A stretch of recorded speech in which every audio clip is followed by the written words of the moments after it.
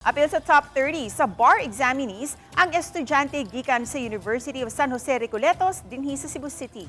Nakuha ni Joey Loyloy Umpad ang 6th place sa 2025 bar examination sa iyang 91.5% nga grado.